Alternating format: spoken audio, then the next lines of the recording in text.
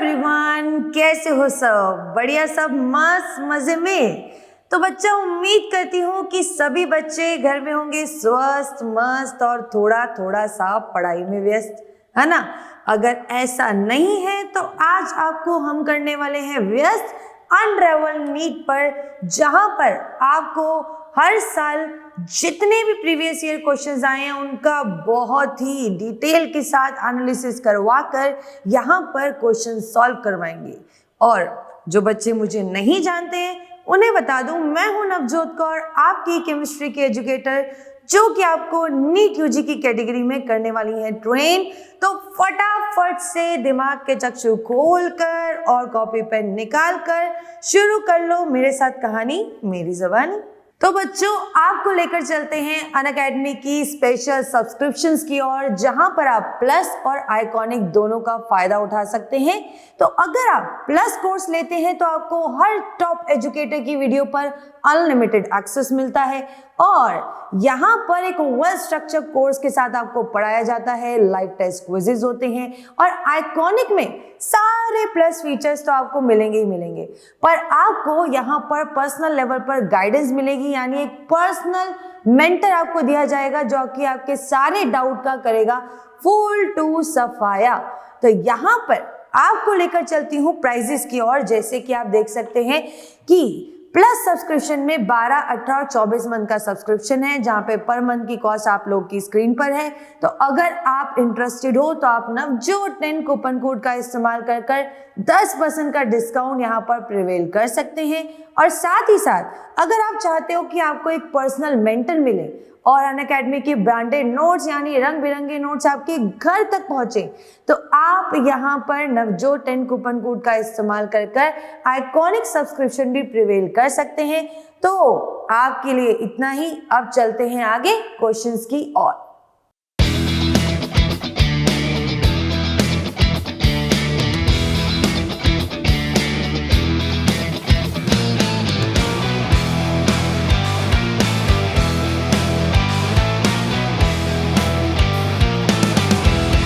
बच्चों, पहला क्वेश्चन आप लोगों की स्क्रीन पर जो कि आपसे पूछ रहा है कि मोलर कंडक्टिविटी आपके पास एसिटिक एसिड की दे रखी है कितनी, 27 सेंटीमीटर स्क्वायर पर मोल, और यहाँ पर उसी की कंसंट्रेशन 0.007 मोलर दे रखी है। अब आपको इसी एसिड का डिसोसिएशन कांस्टेंट यानी जिसको हम यहाँ पर अल्फा की वैल्यू बोलते हैं वो निकाल कर दिखानी है। ठीक है, तो सबसे पहले तो लिख लो जरा एसिटिक एसिड को CH3COOH। जब ये डिसोसिएट होगा एक्वस मीडियम के अंदर तो ये जाएगा बेटा CH3COO नेगेटिव और H पॉजिटिव में। ठीक है, मान लो इसकी इनिशियल कंसंट्रेशन C है और इसकी अभी जब ये डिसोसिएट हुआ ही नहीं है तो ये 0 आयंस पे बैठे हैं, पर जैसे ही कुछ देर बाद ये इक्विलिब्रियम पे पहुंचता है तो इसमें से अल्फा टाइम्स ये डिसोसिएट हो जाता है। मतलब अगर ऊपर 2 मोलर होता ना तो हम 2 - 2 अल्फा लिखते हैं। अब यहाँ पे C है तो हम C - C अल्फा लिखेंगे और उतना ही टाइम्स ये डिसोसिएट होगा। ठीक है, तो यहाँ पर आपको Ka की वैल्यू निकालने के लिए क्या चाहिए, हमारे प्रोडक्ट की इंडिविजुअल कंसंट्रेशन अपॉन में हमारा रिएक्टेंट का कंसंट्रेशन। तो ये हो जाएगा इन दोनों की कंसंट्रेशन का प्रोडक्ट किया तो C² अल्फा स्क्वायर अपॉन में हमारी रिएक्टेंट की कंसंट्रेशन ली तो C कॉमन लिया। ठीक है, और 1 - अल्फा यहाँ से निकाल दिया तो C से C कैंसिल, आ गया C अल्फा स्क्वायर। अब नीचे वाली टर्म को तुमको करना है इग्नोर, क्योंकि वैसे ही एसिटिक एसिड इतना वीक एसिड है कि अल्फा की वैल्यू बहुत ही कम आने वाली है। तो अब तुम उस अल्फा की वैल्यू को मानो 1 में से 0.000 माइनस करोगे, कुछ फर्क पड़ेगा नहीं ना। तो हम नीचे वाले को अप्रोक्सीमेटली 1 मान के चलेंगे। तो यहाँ पर Ka की वैल्यू तुम्हारे पास C अल्फा स्क्वायर के बराबर आ गई है। अब इसके अंदर C की और अल्फा की वैल्यू डालनी है बस। ठीक है, तो सबसे पहले हम देखें कि Ka की वैल्यू के लिए C की तो वैल्यू दे रखी है, कितनी दे रखी है, 0.007 मोलर।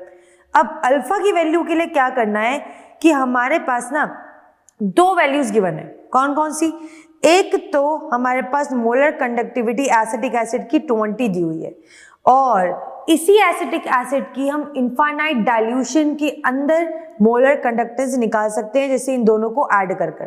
ठीक है, तो हमें क्या करना है, जो कि इसकी नॉर्मल कंडक्टिविटी होगी ना, उसको इनफाइनाइट डाइल्यूशन वाले से डिवाइड कर दो। जैसे कि यहाँ पर नॉर्मल कंडक्टिविटी इसकी मोलर कंडक्टिविटी अपॉन में इनफाइनाइट डाइल्यूशन से, यानी 20 अपॉन में 350 प्लस 50 कितना हो जाएगा 400, है ना। तो इसे सॉल्व करेंगे तो यहाँ पर ये वैल्यू पुट करेंगे और इसे सॉल्व करने पर जो हमारे पास आंसर आएगा वो आएगा 1.75 इंटू 10 की पावर -4 मोल पर लीटर, और इसी के हिसाब से करेक्ट ऑप्शन हो जाएगा हमारा सी वाला। और यहाँ पर ये स्टेप हर जगह पे करके दिखाना नहीं होता बेटा, ये रैंडमली अपने को पता होना चाहिए कि अगर वीक एसिड है तो किस तरह से हम नीचे वाली स्टेटमेंट को इग्नोर करेंगे, और कहीं कहीं पे तो ये डायरेक्ट फॉर्मूला ही दे दिया जाता है। तो आपको मैंने डिटेल में ये भी बता दिया कि कैसे हम इस फॉर्मूले को ओरिजिनेट कर रहे हैं और कैसे यहाँ पे इम्प्लीमेंट कर रहे हैं। अब इसी के साथ पहला क्वेश्चन यही होता है समाप्त। बढ़ते हैं अगले क्वेश्चन की ओर। इस क्वेश्चन में आपसे लीस्ट स्टेबल कन्फॉर्मर पूछा गया है इथेन का, और उस लीस्ट स्टेबल कन्फॉर्मर में डाइहेड्रल एंगल क्या है ये पूछा गया है। ठीक है, तो यहाँ पर सबसे पहले तो हम इथेन का अगर नॉर्मल स्ट्रक्चर देखें तो कुछ इस प्रकार से होता है, जिसमें इसको कार्बन 1 और इसको कार्बन 2 मार्क कर देते हैं। ठीक है, तो जो फ्रंट वाला कार्बन है ना, अगर मैं इसका लीस्ट स्टेबल बनाने स्ट्रक्चर बैठूं तो ये हमारा एक्लिप्स्ड फॉर्म सबसे ज्यादा लीस्ट स्टेबल बनता है। ठीक है, तो यहाँ पे एक्लिप्स्ड कन्फॉर्मर को हम लीस्ट स्टेबल मानेंगे। तो इस पहले वाले कार्बन के तीनों हाइड्रोजन को हम लिख देते हैं यहाँ पे, जैसे हम ट्रायंगुलर प्लेनर बनाते हैं बिल्कुल वैसे। अब यहाँ पर इसी के जस्ट पीछे एक कार्बन एज्यूम करके चलेंगे और उसी के पीछे पीछे हम हाइड्रोजन उसके लगा देंगे। तो इस तरीके से आप देख सकते हो कि एक हाइड्रोजन दूसरे हाइड्रोजन को ओवरलैप कर रहा है और दोनों के बीच में बिल्कुल एंगल 0 के बराबर है।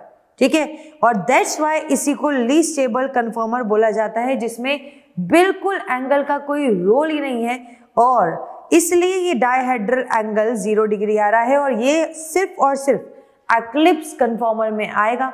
तो इस बात को नोट करो और फिर बढ़ते हैं अगले क्वेश्चन की ओर। क्वेश्चन नंबर 3 में आपको मैच करना है लिस्ट 1 को लिस्ट 2 से। तो यहाँ पर आप देख सकते हैं कि हमारे पास अलग अलग कंपाउंड दे रखे हैं और उसी की हमें ज्योमेट्री से उसको मैच करना है। ठीक है, तो सबसे पहले एक एक करके कंपाउंड उठाएंगे और फटाफट से ट्रिक लगा के क्वेश्चन को सॉल्व करेंगे। तो देखो, सबसे पहले तो जब भी हाइब्रिडाइजेशन निकालना है, ज्योमेट्री निकालनी है, तो उसका स्टीरिक नंबर निकालो। तो क्या करें, हाफ लगाते हैं। इसका अगर वैलेंस इलेक्ट्रॉन हम देखें, जो कि हमारा सेंट्रल एटम फास्फोरस है, तो कितना होता है 5, और 5 ही मोनोवैलेंट एटम लगे हैं, तो ब्रैकेट 1 आ जाएगा 10/2, आ जाएगा कितना 5। अब 5 आ गया है, यानी ये होगा sp3, 4 ऑर्बिटल हो गए, और तीसरा हमारा d ऑर्बिटल आएगा, और इसी के साथ इसकी ज्योमेट्री यहाँ पर हमें मिल जाती है PCl3, तो प्लेनर में बैठेगा। ठीक है, इक्वेटोरियल पोजीशंस पर, और एक्सियल पोजीशंस पर हमारे 2 क्लोरीन लगेंगे, और इस तरह की ज्योमेट्री को बोलते हैं कि ऊपर और नीचे दोनों ही ट्राइगोनल बायपिरामिडल ज्योमेट्री बना रहा है। ठीक है, तो ए का करेक्ट मैच हो जाता है 4 के साथ। अब इसी के साथ हम बढ़ते हैं आगे और देखते हैं अगला हमारा SF6 को।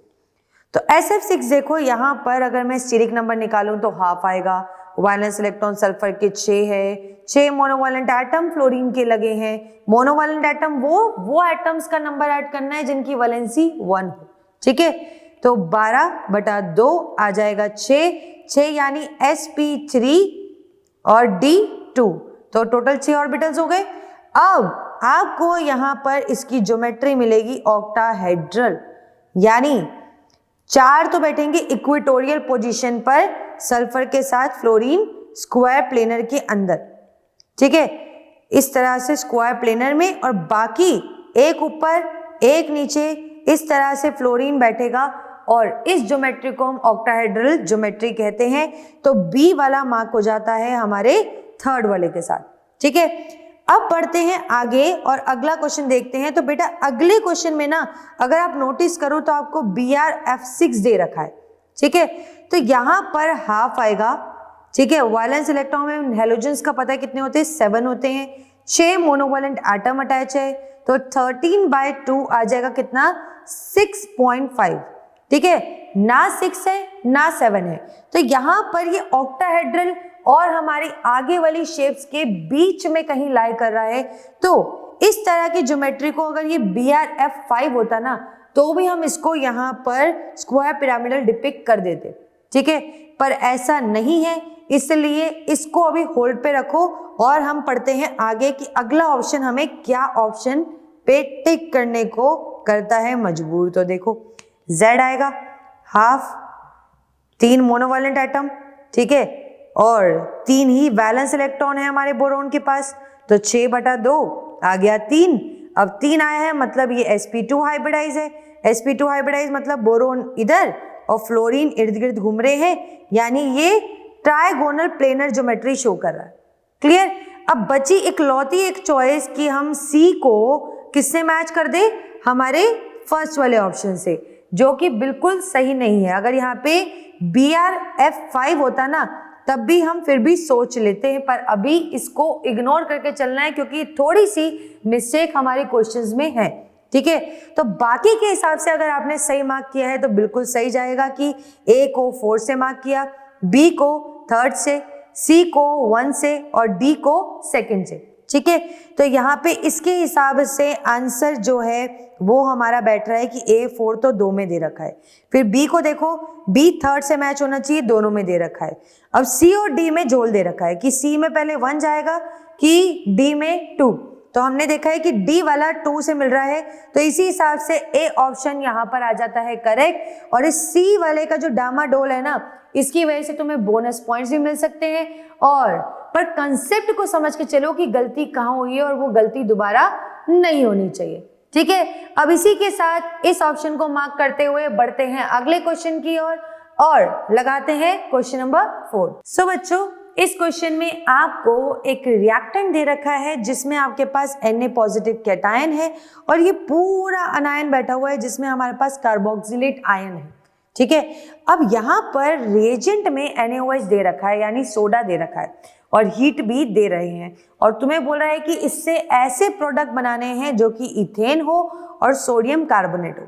ठीक है, तो ऐसे प्रोडक्ट बनाने के लिए बेसिकली मुझे COO को बाहर निकालना है, और जब भी कार्बोक्सिलेट ग्रुप को बाहर निकालना हो ना तो डीकार्बोक्सिलेशन रिएक्शन होती है। तो लगा लो भैया यहाँ पे हेडिंग कि डीकार्बोक्सिलेशन रिएक्शन यहाँ पर होगी, और इस रिएक्शन के लिए बहुत अच्छे रिएजेंट माने जाते हैं सोडा एंड लाइम।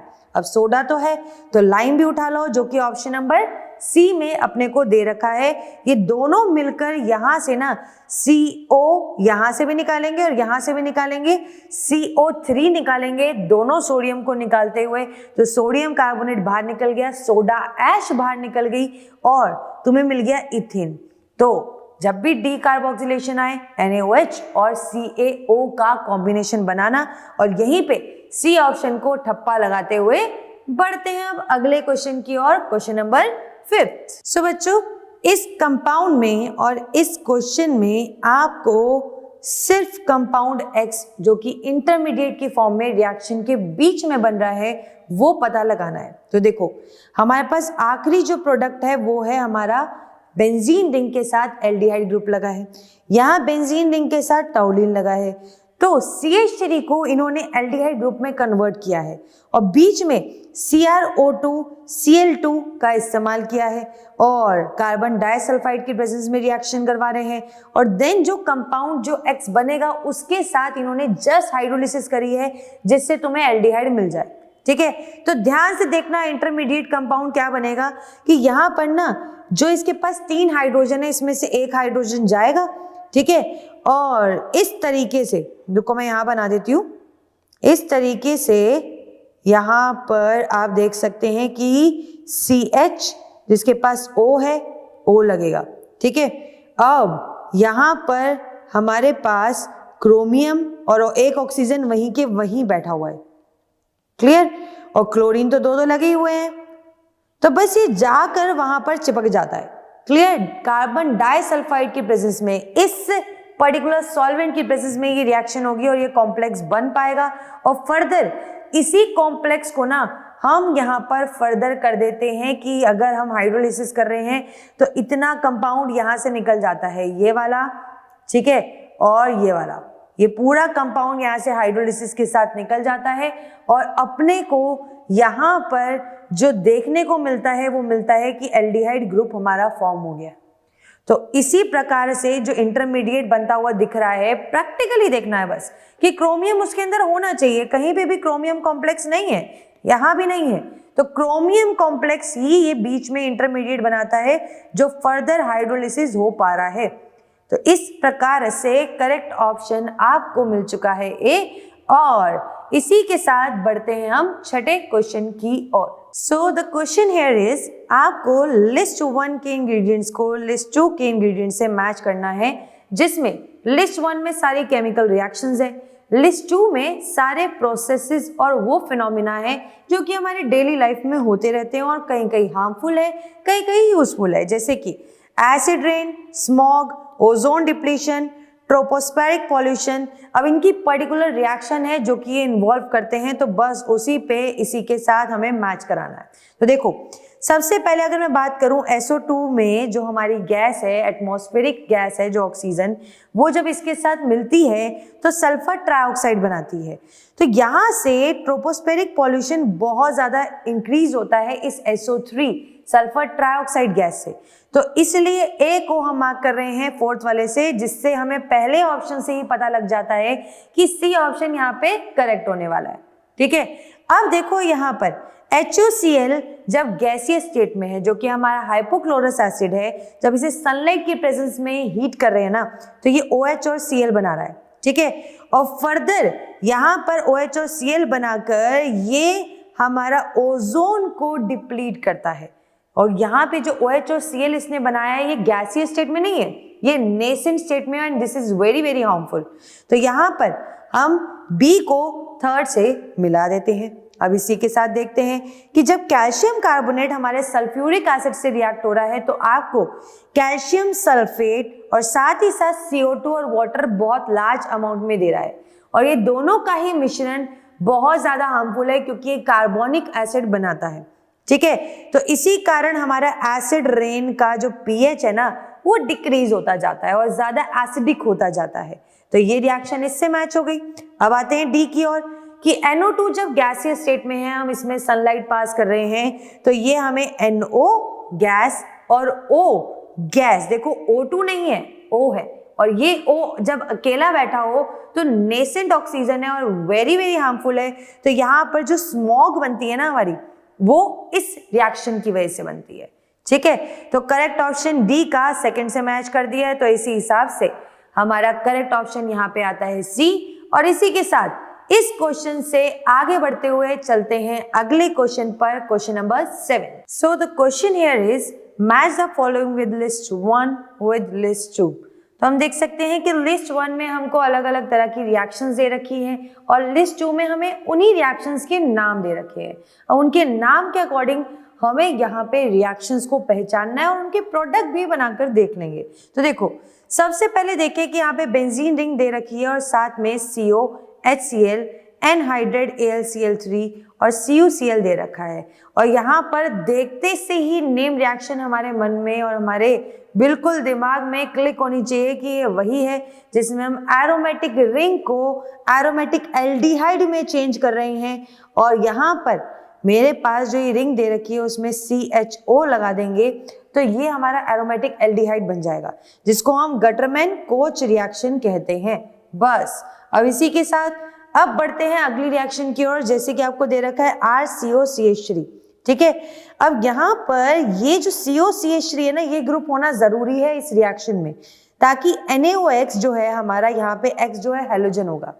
तो ये इस तरह की रिएक्शन हमें हेलोफॉर्म रिएक्शन करवाती है, जहां पर तुमको प्रोडक्ट क्या मिलेगा कि RCO, O के पास ये ONA जाकर लग जाएगा, ठीक है। और इसी के साथ ये जो CH है ना, इसके साथ हमें एक हैलो फॉर्म मिलेगा। क्लियर? तो जैसे कि यहाँ पर अगर मेरे पास क्लोरीन लग जाए तो क्लोरोफॉर्म मिलेगा, ठीक है, ब्रोमीन लग जाए ब्लोरोफॉर्म मिलेगा। तो हैलो फॉर्म की जहां फॉर्मेशन हो जाए उसे हैलो फॉर्म रिएक्शन कहते हैं। और इसी पर्टिकुलर रिएक्शन में this type of product should be there, तभी ये रिएक्शन होगी। क्लियर? अब देखो आगे, यहां पर अगला थर्ड टाइप क्या बोलता है कि RCH2OH है और RCOOH है, यानी एक है कार्बोक्सिलिक एसिड और एक है एल्कोहल। तो कार्बोक्सिलिक एसिड में देखो R-COOH है और RCH2OH है। अब यहाँ पे होता क्या है कि इसके पास नेगेटिव, इसके पास पॉजिटिव, और इसके पास नेगेटिव और इसके पास पॉजिटिव, और ये दोनों एक दूसरे से पानी फटाफट से निकाल देते हैं। तो वाटर का रिमूवल यहाँ पर जो हमें प्रोडक्ट दे रहे हैं ना RCOO, ठीक है, और यहाँ पर इसके साथ जो कार्बोक्सिलिक एसिड ग्रुप के साथ जो लगा है वो R- है, तो वो कार्बन के साथ ही रहना चाहिए, और अल्कोहल वाला जो ग्रुप है वो इधर आना चाहिए, ठीक है, इस ऑक्सीजन के साथ। तो यहाँ पर तुम्हें पानी और एक एस्टर बनता हुआ दिखेगा, और एस्टर जब बन जाए तो वह एस्टेरिफिकेशन रिएक्शन है, जो कि हम देख सकते हैं कि हमें ऑप्शन नंबर डी में दे रखी है, यानी सी का हमारा फोर्थ ऑप्शन होगा। अब बचा कौन? हमारा डी वाला। तो डी वाले में देखो मेरे पास क्या है, RCH2COOH है। क्लियर? इसमें हम हैलोजन डाल रहे हैं और रेड फास्फोरस की प्रेजेंस में हम पानी भी डाल रहे हैं, ठीक है। तो यहां पर हम देख सकते हैं कि मेरे पास ना, हमारे पास जो प्रोडक्ट बनता है वो बनता है अल्फा हैलोजन प्रोडक्ट, ठीक है, और अल्फा हैलोजन कार्बोक्सिलिक एसिड बनेगा। मतलब जिस कार्बन से हमारा कार्बोक्सिलिक एसिड अटैच है उसी पर्टिकुलर कार्बन पे हाइड्रोजन का रिमूवल होकर यहां पर हैलोजन लग जाता है। तो RCH, एक हैलोजन हटाया, एक हाइड्रोजन हटाया और हैलोजन लगा दिया, और बाकी वैसे का वैसे ही। तो इस तरह के प्रोडक्ट में हमारी होती है हेल्महोल्ट्ज-जेलिंस्की रिएक्शन, जो कि है ऑप्शन नंबर 1 में। तो डी ऑप्शन ऑप्शन नंबर 1 के साथ मैच हो रहा है, ठीक है। बी ऑप्शन ऑप्शन नंबर 3 के साथ मैच हो रहा है, ठीक है। और बचा कौन हमारा? ए ऑप्शन, ठीक है। तो ए ऑप्शन ऑप्शन नंबर 2 के साथ मैच हो रहा है। तो हम देख सकते हैं ए में 2, बी में 3 और सी में 4 और डी में 1, यानी डी ऑप्शन इन टोटल हमारे पास आता है करेक्ट। और इसी के साथ ये क्वेश्चन यही होता है समाप्त। बढ़ते हैं अगले क्वेश्चन की ओर। So the question here is, यहाँ पर हमको लिस्ट 1 की प्रायोरिटीज को लिस्ट 2 के मैग्नेटिक मूवमेंट से यहाँ पर मैच करना है।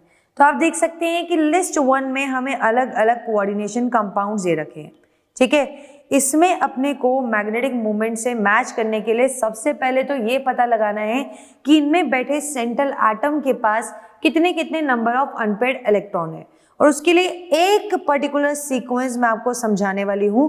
जैसे कि आयरन यहाँ पर CN6 देकर बैठा है, साइनाइड के 6 आयंस और उसके ऊपर 3 नेगेटिव चार्ज है। तो यहाँ पर आप देखिए कि आयरन की जो वैलेंस शेल इलेक्ट्रॉनिक कॉन्फ़िगरेशन है उसको लिखने का तरीका एक बार बता रही हूँ कि 3d और 4s होता है। 3d में जितना इसका एटॉमिक नंबर है ना, 6 इलेक्ट्रॉन यहाँ डालो और 2 यहाँ डालो। अब इसकी ऑक्सीडेशन स्टेट निकालने के लिए देखो, पहला ब्रैकेट माइनस दूसरा ब्रैकेट, ये ट्रिक होती है कि हम जो कोऑर्डिनेशन स्पेयर के ऊपर चार्ज है वो पहले ब्रैकेट में लिखते हैं, और दूसरे ब्रैकेट में टोटल लिगेंड्स जो घर के अंदर है उनका चार्ज लिखते हैं, ठीक है। तो -3 और +6 यहाँ पर आ जाएगा। क्लियर?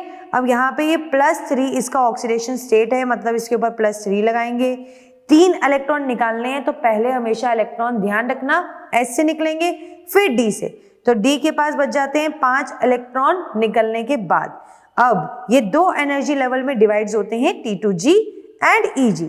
अब T2G होता है ट्रिपल ई जनरेट, ठीक है, ट्रिपल ई जनरेट। तो यहाँ पर इस हिसाब से आपको कितने 5 इलेक्ट्रॉन बनने हैं, तो 5 इलेक्ट्रॉन बनने हैं। तो आप देख सकते हैं कि पहले लिगेंड कैसा है। तो लिगेंड कैसा है, देखो सिनॉक्स रूल से अगर हम देखें तो लिगेंड अगर कार्बन और नाइट्रोजन डोनर साइड लेके बैठा हो ना, तो स्ट्रॉन्ग फील्ड लिगेंड होता है, और यही लिगेंड अगर ऑक्सीजन और हैलोजेंस लेके बैठा हो तो वीक फील्ड लिगेंड होता है। तो यहाँ पर ये है ठहरा हमारा स्ट्रॉन्ग फील्ड लिगेंड।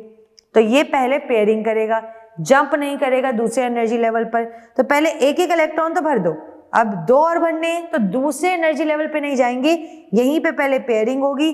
तो नंबर ऑफ अनपेयर्ड इलेक्ट्रॉन यहाँ पे 1 आ गए, और इसी के हिसाब से मैग्नेटिक मोमेंट का फॉर्मूला होता है n+2।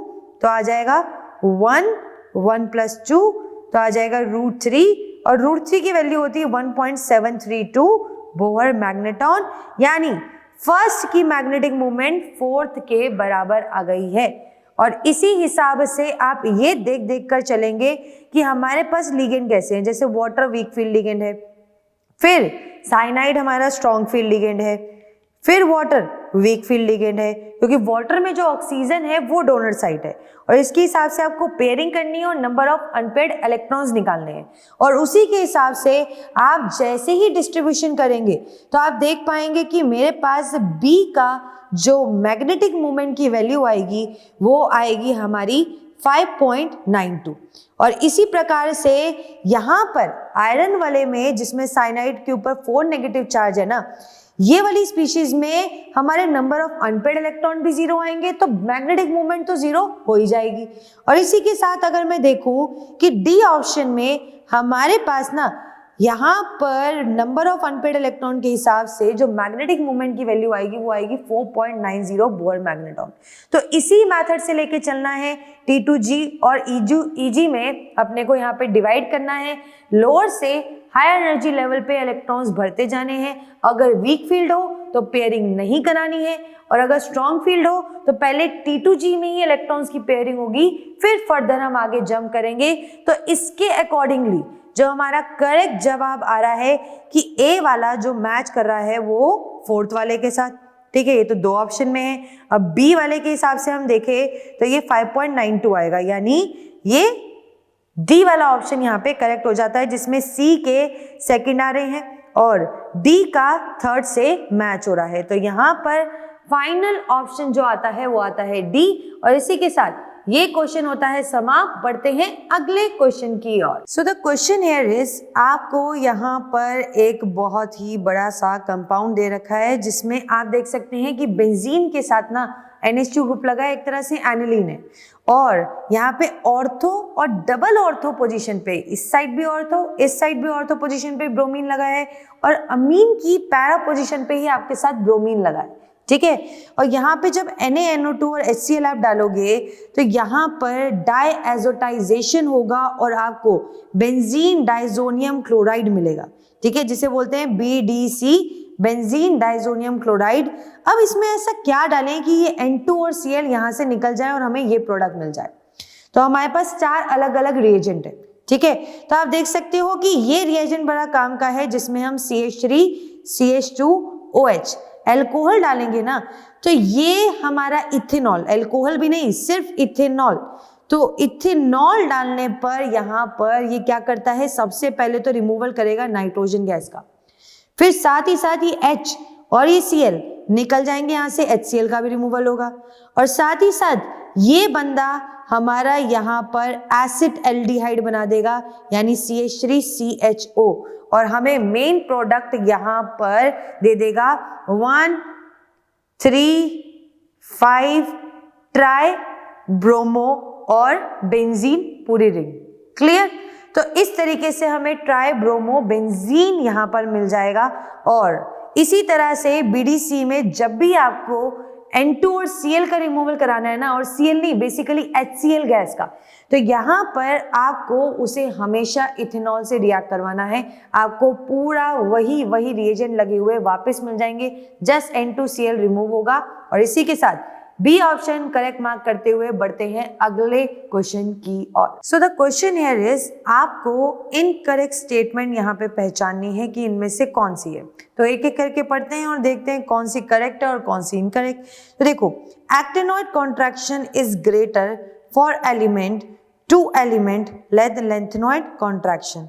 तो ये स्टेटमेंट बिल्कुल सही है, क्योंकि एक्टिनॉइड जो कॉन्ट्रैक्शन है वो हमारा सबसे ज्यादा होता है लेंथेनॉइड कॉन्ट्रैक्शन से, जब हम एलिमेंट से एलिमेंट की ओर बढ़ते हैं। ठीक है, अब अगर हम सेकंड स्टेटमेंट की ओर आऊं और देखूं कि इसमें बोला है most of the trivalent lanthanoid ions are colourless in solid state, जबकि बिल्कुल उल्टा है कि सॉलिड स्टेट में हमारे ट्राइवोलेंट लैंथेनॉइड आयंस जो है वो हमारे कलर्ड होते हैं। कैसे होते हैं बेटा? कलर्ड होते हैं। तो यहाँ पर ये स्टेटमेंट फॉल्स है, यानी यही की यही मुझे स्टेटमेंट मिल गई है। अब इन्होंने अगला बोला है कि lanthanoids are good conductor of heat and electricity, that is also true. ठीक है, देन जो अगली स्टेटमेंट बोली है कि एक्टिनॉइड्स हाईली रिएक्टिव मेटल्स होते हैं जब उनको डिवाइड किया जाए, बिल्कुल सही। तो ये छोटी छोटी इंपॉर्टेंट पॉइंट से आपको करेक्ट स्टेटमेंट और इनकरेक्ट स्टेटमेंट वाले क्वेश्चंस बन जाते हैं, जैसे कि अभी आपने देखा। तो ऐसे ही और क्वेश्चन लगाते हैं, आते हैं अगले क्वेश्चन की ओर। So the question here is choose the correct option for the total pressure in a mixture of 4 gram oxygen आपको गिवन है और 2 ग्राम हाइड्रोजन आपको गिवन है, जिसमें टोटल वॉल्यूम पूरे बीकर में 1 लीटर का लिया गया है एट 0 डिग्री सेल्सियस। अब यहाँ पे R की वैल्यू भी गिवन है जो कि हमारा गैस कांस्टेंट है, और T 273 केल्विन में मुझे यहाँ पर टेम्परेचर भी गिवन है। तो आइडियल गैस इक्वेशन कहती है कि PV is equals to nRT होता है ना, जिसमें V हमें 1 लीटर दे रखा है। ठीक है, P अपने को निकालना है टोटल, ये 1 लीटर दे रखा है। NT की वैल्यू यहाँ पे हम पुट करते हैं और NT total number of moles पूरे बीकर में निकालने के लिए ऑक्सीजन और हाइड्रोजन के नंबर ऑफ मोल्स को ऐड करना है। ठीक है, तो ऑक्सीजन के नंबर ऑफ मोल्स कैसे आएंगे? उसके गिवन मास को उसके मॉलिक्यूलर मास से डिवाइड करके, और हाइड्रोजन के गिवन मास को उसके मॉलिक्यूलर मास से डिवाइड करके। अब इसको सॉल्व करोगे 2 की टेबल पे जाएगा, ये जाएगा 2 की टेबल पे 16 पर, देन ये 1 पर, देन 8 पर, देन यहाँ पे 1 और 1, तो 1 + 8 + 1 इसको एलसीएम लो तो आ जाएगा 1 + 8 यानी 9:8 आएगा। ठीक है, तो number of moles, total moles यहाँ पे 9:8 आ रहे हैं। और यहाँ पर अगर आप R की वैल्यू की बात करें तो R की वैल्यू हमारी यहाँ पे दे रखी है कितनी? 0.082 और टेम्परेचर है 273। तो इसी के बेसिस पे आपको करना है क्वेश्चन, जिसमें इसको सॉल्व करने पर टोटल प्रेशर जो है वो आ जाएगा 25.18। ठीक है, and that too in atmosphere. तो करेक्ट ऑप्शन आएगा हमारा सी वाला। और इसी के साथ बढ़ते हैं अगले क्वेश्चन की ओर। So the question here is, हमें बोला है irreversible expansion of an ideal gas under isothermal condition, क्या होगा करेक्ट ऑप्शन? तो देखो यहाँ पर चेंज इन इंटरनल एनर्जी के बारे में दे रखा है और चेंज इन एंट्रोपी के बारे में दे रखा है। ठीक है, तो दोनों के बारे में पता लगाते हैं। सबसे पहले तो देखो, अगर आइसोथर्मल कंडीशन है, ठीक है, यानी टेम्परेचर हमारा कांस्टेंट है, और अगर टेम्परेचर कांस्टेंट है तो यहाँ पर आप लोगों को पता है कि internal energy fully and fully यानी डेल्टा U डिपेंड करता है किस पर? हमारे टेम्परेचर पर। ठीक है, और टेम्परेचर पे डिपेंड कर रहा है, तो अगर टेम्परेचर ही कांस्टेंट है तो डेल्टा U भी हमारी 0 होगी। क्लियर? और यहाँ पर एक स्टेटमेंट और लिखी है कि इरिवर्सिबल एक्सपेंशन है। तो इरिवर्सिबल एक्सपेंशन में हमारे पास जो एंट्रोपी है डेल्टा S, जिसे बोल रहे हैं चेंज इन एंट्रोपी, वो चेंज होगी। ठीक है, वो चेंज होगी, वो कभी भी यहाँ पर डिग्री ऑफ रैंडमनेस कभी भी स्टेबल नहीं रहती है। ठीक है, तो यहाँ पर तुमने देखा कभी हवा रुक जाए पूरे हमारे वातावरण में? नहीं ना। तो वैसे ही आसपास एयर पार्टिकल्स कोलाइड करते रहेंगे, डिग्री ऑफ रैंडमनेस बढ़ती जाएगी और it will not and never be equal to 0। तो delta S total is not equal to 0। तो करेक्ट ऑप्शन आएगा कि डेल्टा U तो 0 है पर delta S not equal to 0 है। तो C ऑप्शन यहाँ पे आता है करेक्ट। और इसी के साथ बढ़ते हैं अगले क्वेश्चन की ओर। So the question here is, यहाँ पर आपको 4 मॉलिक्यूल्स दे रखे हैं, जिनमें से आपको ये बताना है कि इनमें से कौन सा नॉन पोलर नेचर का है। ठीक है, तो नॉन पोलर नेचर का निकालने के लिए सबसे पहले तो 3 छोटी छोटी बातें ध्यान रखनी है। ये ट्रिक्स की तरह ही लो कि सबसे पहले तो जितने भी सराउंडिंग एटम उस सेंट्रल एटम के अराउंड लगे हों वो सेम होने चाहिए, तो हमारे चांसेस बढ़ जाते हैं उसके नॉन पोलर होने के। दूसरी, यहाँ पर उसके पास सिमेट्री होनी चाहिए। ठीक है, अगर सिमेट्री है तो चांसेस और डबल हो गए। अब तीसरी चीज, उसके पास लोन पेयर नहीं होना चाहिए। अगर लोन पेयर नहीं है तो पक्का कंफर्म से आप यहाँ पर उसे नॉन पोलर करार कर देना। जैसे कि अगर मैं नोटिस करूं तो ए और बी तो बिल्कुल नहीं होंगे, क्योंकि यहाँ पे सराउंडिंग एटम सेंट्रल एटम के अराउंड सेम नहीं है। अब आ जाओ सी पर, तो सी में हमारे पास यहाँ पर SbCl5 दे रखा है। अब आपको ना इसका स्टीरिक नंबर निकालना है, तो आप क्या करो, हाफ लगाओ। वैलेंस इलेक्ट्रॉन हमारा देखो ये है एंटीमनी। अब कैसे पता लगेगा एंटीमनी के वैलेंस इलेक्ट्रॉन, तो यहाँ पर ना पास सब बकवास, ये हमारा ग्रुप 15 की ट्रिक आपको बता रखी है। अब इसी ट्रिक से ग्रुप 15 वालों के पास वैलेंस इलेक्ट्रॉन कितने होते हैं, हमारे पास 5। तो यहाँ पे 5 वैलेंस इलेक्ट्रॉन है और 5 ही मोनोवैलेंट एटम लगे हैं, तो 10/2 आ जाएगा 5, यानी ये होगा sp3 और d। ठीक है, हो गए 5 के 5 ऑर्बिटल। तो ये हमारा ट्राइगोनल बायपिरामिडल की ज्योमेट्री दिखा रहा है ना। अब इसी ज्योमेट्री के साथ आप देख सकते हैं कि इसके पास एक भी लोन पेयर नहीं है, क्योंकि जितना स्टीरिक नंबर था उतने ही सराउंडिंग एटम, तो लोन पेयर भी नहीं है ना। सिमिट्री तक बैठी हुई है कि बीच में से आप इसको काट दो, ये 2 हिस्सों में डिवाइड हो जाएगा। तो यहां पर कंफर्म हो जाता है कि सी ऑप्शन हमारा कंफर्मेशन के साथ नॉन पोलर है। ठीक है, तो अब बढ़ते हैं इसी के साथ क्वेश्चन नंबर 14 की ओर। So the question here is, in which one of the following arrangement the given sequence is not strictly according to the properties indicated against it। तो यहाँ पे हमें अलग अलग सीक्वेंस दे रखी है हर ऑप्शन में, और उसकी इंक्रीजिंग प्रॉपर्टी की स्ट्रेंथ और डिक्रीजिंग ऑर्डर में दे रखी है। हमें बताना है कि यहाँ पर जो प्रॉपर्टीज इंडिकेटेड है वो करेक्ट है कि नहीं है। चलो तो एक एक करके देखते हैं। तो एक सिंपल सा कंसेप्ट अभी तक इसी पेपर में 2 बार आ चुका है, अब तीसरी बार और आने वाला है, कि अभी तक आपने देखा था कि बॉन्ड ऑर्डर और बॉन्ड लेंथ हमारा किस तरीके से एक दूसरे से रिलेटेड होता है। मतलब अगर 2 एटम्स के साइज बड़े हैं, है ना, 2 एटम के साइज बड़े हैं, तो दोनों के बीच में यहाँ पर बॉन्ड लेंथ बहुत ज्यादा होती है, और इसी के कारण बॉन्ड स्ट्रेंथ जो है वो कम होती जाती है। मतलब यहाँ पर अगर वो एसिडिक स्ट्रेंथ की बात कर रहा है ना, अगर बॉन्ड स्ट्रेंथ कम हो गई है, जैसे हम HF, HCl, HBr और HI की बात करें, तो इनके साथ जो हैलोजन बैठे हैं वो बहुत इजीली H पॉजिटिव को रिमूव कर देंगे, क्योंकि बॉन्ड स्ट्रेंथ वीक है ना। तो टेंडेंसी टू रिड्यूस और remove H positive ion increase होती जाती है। क्लियर, यानी एसिडिक स्ट्रेंथ जो है वो इंक्रीज होगा। तो जैसे जैसे साइज बढ़ रहा है वैसे वैसे हमारी एसिडिक स्ट्रेंथ बढ़ रही है। तो करेक्ट ऑप्शन ये वाला है कि ये तो ट्रू स्टेटमेंट है। हमें बताना है कौन सी ट्रू नहीं है। अब आते हैं फिर अगले की ओर। तो अगला देखो, तो अगला क्वेश्चन क्या बोलता है कि यहाँ पर ना मेरे पास इंक्रीजिंग पीके वैल्यूज के अकॉर्डिंग मुझे क्वेश्चन देखना है। ये ट्रू निकला। अब देखते हैं अगला। तो देखो, ओ स्टाइल से तेल पॉलिश। अब ये हमारे ग्रुप 16 के एलिमेंट्स और ग्रुप 16 के एलिमेंट्स डाउन द ग्रुप जाने पर साइज जो है इंक्रीज करते हैं, है ना। अब साइज इंक्रीज कर रहे हैं तो हमें पता है कि दोनों का जब साइज बड़ा हो गया है तो बॉन्ड लेंथ जो है वो इंक्रीज हो जाएगी, और उसके कारण बॉन्ड लेंथ गैप बढ़ गया तो बॉन्ड के जो उनका स्ट्रेंथ है, उनके बीच का जो बॉन्ड है वो वीक हो जाएगा। अब बॉन्ड वीक हो गया तो इजीली वो यहाँ पर H पॉजिटिव या एसिडिक करेक्टर या H पॉजिटिव को रिमूव करना बहुत इजीली शो करेगा। यानी एसिडिक करेक्टर हमारा इंक्रीज होता जाएगा कि इजीली H पॉजिटिव को रिमूव करेगा। अब इजीली रिमूव करेगा मतलब एसिड की डिसोसिएशन कांस्टेंट की वैल्यू भी तगड़ी आएगी, वो भी इंक्रीज होगी।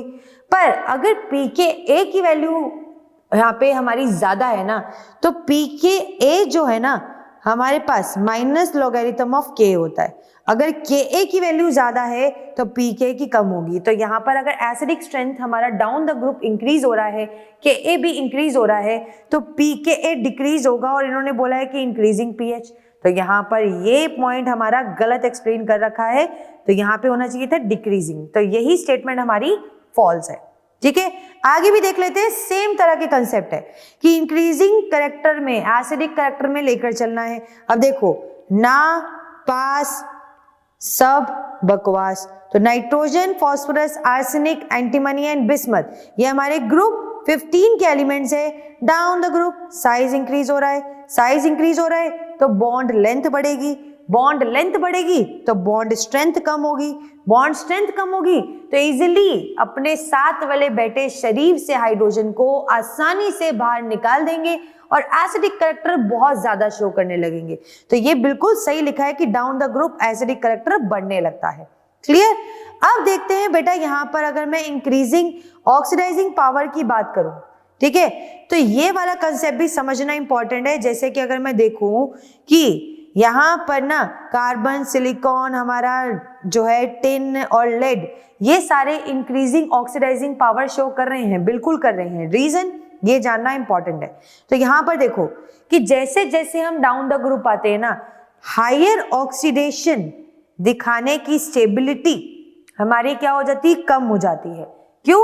तो रीजन पूछा जाए, reason is one and only inert pair effect. Inert pair effect क्या करता है कि यहाँ पर जैसे जैसे एलिमेंट हैवी होते जाते हैं ना, वो अपने आखिरी वाले s ऑर्बिटल को बॉन्डिंग में पार्टिसिपेट करने ही नहीं देता है। यानी अगर वो बॉन्डिंग में पार्टिसिपेट नहीं करेगा तो इलेक्ट्रॉन वहां से आ जा नहीं सकेंगे, तो इलेक्ट्रॉन लूज नहीं हो सकेंगे, तो हाईएस्ट स्टेट ऑब्टेन कर नहीं पाएगा। तो यही चीज वो दिखाता है कि टेंडेंसी रिड्यूस करने की बहुत अच्छी है, पर ऑक्सीडाइज करने की पावर, दूसरे को ऑक्सीडाइज करने की पावर बहुत तगड़ी है, पर खुद को ऑक्सीडाइज नहीं कर पा रहा है क्योंकि खुद की oxidation state down the group जाते जाते इंक्रीज होती जाती है। ठीक है, तो ये भी करेक्ट दे रखा है। तो इसी हिसाब से हमें चारों ऑप्शन में से बी ऑप्शन मिल गया है करेक्ट। और इसी के साथ बढ़ते हैं अपने 15th क्वेश्चन की ओर। So the question here is, आपको आर्रहीनियस प्लॉट में स्लोप दे रखा है जो कि है -5 × 10⁻³ केल्विन। अब आपको एक्टिवेशन एनर्जी निकालनी है इस पर्टिकुलर फर्स्ट ऑर्डर रिएक्शन की, जिसमें R की वैल्यू भी गिवन है। तो सबसे पहले तो सिंपल सी स्टेटमेंट लेके चलते हैं जो कि है K, ठीक है, जो कि हमारा कांस्टेंट है। अब यहाँ पर A आर्रहीनियस फैक्टर है, E जिसके ऊपर हम EA एक्टिवेशन एनर्जी अपॉन में RT, R जो हमारा गैस कांस्टेंट और T टेम्परेचर। इस स्टेटमेंट को हम नेचुरल लॉन में कन्वर्ट करेंगे तो ये नेचुरल लॉन K, और जब इसके आगे नेचुरल लॉन लगाऊंगी तो दोनों प्रोडक्ट में है तो ये एडिशन में चले जाएंगे। ठीक है, और एडिशन में जाने के बाद ना देखो lawn E minus E upon में जो RT है, ये लॉन E और E ये दोनों आपस में कैंसिल हो जाते हैं और ये बच जाएगा E अपॉन में RT। क्लियर? अब इस इक्वेशन को अगर आप नोटिस करो तो आपको ना यहाँ पर ऊपर ही बोल रखा है कि आपको यहाँ पर लॉन K और वर्सेस 1/T के बीच में ग्राफ बनाना है। तो 1/T ये रहा, ठीक है, और लॉन K ये रहा, तो इसको मान लो y एक्सिस, इसको मान लो x एक्सिस। अब ये y is equal to mx plus c की फॉर्म में यहाँ पे हमारा ग्राफ बन जाएगा। तो देखो m जो है ना, यहाँ पर हमें निकालना है स्लोप की वैल्यू, मतलब पूरे m की वैल्यू। तो m की वैल्यू निकालने के लिए जो कि है -EA अपॉन में r की वैल्यू यहाँ पे दे रखी है। ठीक है, तो यहाँ पर इससे इसको इक्वेट किया है जो कि हमारा straight line linear equation maths में होता है ना, बस उसी से हमने m स्लोप को इससे कंपेयर किया। c हमारा इंटरसेप्ट है जो लॉन a के बराबर है। अब यहाँ पर स्लोप की वैल्यू जो हमें दे रखी है वो है -5 × 10⁻³ और एक्टिवेशन एनर्जी की तो निकालनी है, और r की वैल्यू 8.314 दे रखी है। अब माइनस से माइनस कैंसिल, ये वहां जाएगा, तो टोटल आपका किलो जूल पर मोल में जो आंसर आएगा वो आएगा 41.5। कितना आएगा बेटा? 41.5 किलो जूल पर मोल। तो this is our correct option. तो यहाँ पर पूरी क्वेश्चन लिखने के बाद जस्ट आपको स्लोप से इसे रिलेट करना था और स्लोप की वैल्यू आपको दे रखी थी, उससे एक्टिवेशन एनर्जी आपको फाइंड आउट करनी थी। ठीक है, अब इसी के साथ चलते हैं 16th क्वेश्चन पर। So the question here is, आपको ऑर्गेनिक कंपाउंड दे रखा है जिसमें 78% बायो वेट कार्बन गिवन है एंड रिमेनिंग जितना भी परसेंट है 100 में से वो हमारे हाइड्रोजन का गिवन है। ठीक है, अब आपको एम्पेरिकल फॉर्मूला यहाँ पे बनाना है इसी कंपाउंड का, जिसमें एटॉमिक वेट आपको कार्बन और हाइड्रोजन का क्वेश्चन में ऑलरेडी गिवन है। ठीक है, तो ध्यान से सुनिए, एम्पेरिकल फॉर्मूला बनाना बिल्कुल मुश्किल नहीं है। अगर आपको कार्बन 78% बाय वेट दे रखा है, ठीक है, और यहां पर आपको हाइड्रोजन कितना 78 में से 100 में से 78 गए इसके पास, तो इसके पास कितने बचे 22%, ठीक है। तो यहां पर आपको बस क्या करना है, अगर 78% बाय वेट दे रखा है तो आप 78 ग्राम इसका गिवन मास मान के चलो, और इसके एटॉमिक वेट से इसको कर दो डिवाइड। तो यहाँ पर आपके पास पहले में तो आ गया 6.5। अब सिमिलरली आपको इसका रेशियो निकालना है, यानी नंबर ऑफ मोल्स निकालने हैं। तो मास परसेंटेज से पहला स्टेप मोल्स में कन्वर्ट करना है। क्लियर? अब 22 इसका गिवन मास अपॉन में इसका मॉलिक्यूलर और एटॉमिक वेट बोले तो 1 दिया हुआ है, तो 22 इसके नंबर ऑफ मोल्स आ गए, ठीक है। अब इनके नंबर ऑफ मोल्स का सिर्फ सिंपलेस्ट रेशियो लेना है, सिर्फ सिंपलेस्ट रेशियो लेना है। जैसे कि सिंपलेस्ट रेशियो लेना है, कार्बन और हाइड्रोजन बैठे हैं, ठीक है। तो यहां पर कार्बन और हाइड्रोजन के नीचे 6.5 आया, इधर 22 आया है। सिंपलेस्ट रेशियो लेने के लिए जिसका नंबर ऑफ मोल्स सबसे कम आया ना, उसके नंबर ऑफ मोल्स से दोनों को डिवाइड कर दो, और 3 हो तो 3 से कर दो, 4 हो तो 4 से कर दो। तो यहाँ पर सबसे छोटा इसी का ही है, तो 6.5 से इसको भी डिवाइड किया, इसको भी डिवाइड किया, ये कैंसिल 1 पे गया, और ये कैंसिल होके अप्रोक्सीमेटली 3 के बराबर आएगा, जिसको हम बोल देंगे कि जिसके नीचे भैया जिसकी लाठी उसी की भैंस होगी। तो कार्बन के नीचे 1 है तो 1 आएगा, हाइड्रोजन के नीचे 3 है तो 3 आएगा। तो CH3 इसका एम्पेरिकल फॉर्मूला बन जाएगा, यानी करेक्ट ऑप्शन C वाला होगा। क्लियर? तो इसी के साथ ये क्वेश्चन होता है समाप्त। अब बढ़ते हैं नेक्स्ट क्वेश्चन और आखिरी क्वेश्चन 17 क्वेश्चन पर। So the question here is the major product हमें बताना है कौन सा बनेगा जब हम डीहाइड्रोहालोजिनेशन कर रहे हैं 2-ब्रोमोपेंटेन के साथ, और ये पेंट-2-ईन बना कर दे।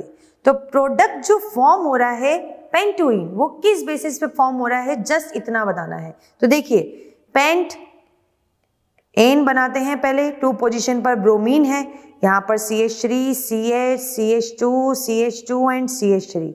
यहाँ पर आपको डीहाइड्रोहालोजिनेशन, यानी आपको हाइड्रोजन भी हटाना है और हैलोजन भी हटाना है। अब तुम्हारे पास 2 प्रायोरिटी है, एक तो यहाँ से हटा सकते हो हाइड्रोजन, एक यहाँ से, ब्रोमीन तो यहीं से हटेगा।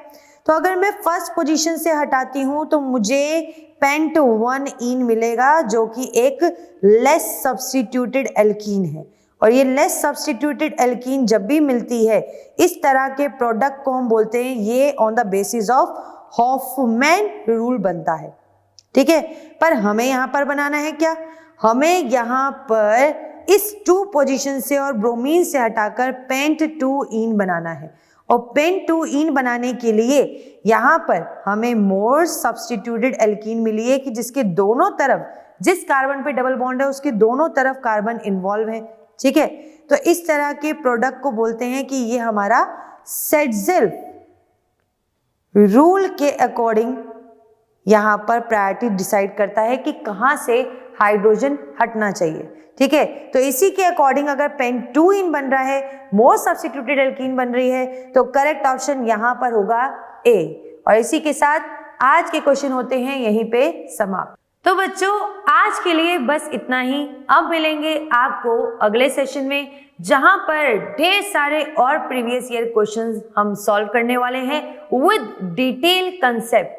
और ऐसे ही अपने नीड्स के कंसेप्ट को स्ट्रॉन्ग बनाने के लिए और प्रैक्टिस को और बहुत ही धुरंधर बनाने के लिए अनरेवल नीट को अपना ढेर सारा प्यार दीजिए, और चैनल को सब्सक्राइब करना बिल्कुल ना भूलिएगा। अपने फ्रेंड्स के साथ भी जरूर करिएगा शेयर। तो मिलते हैं नेक्स्ट सेशन में। Bye bye.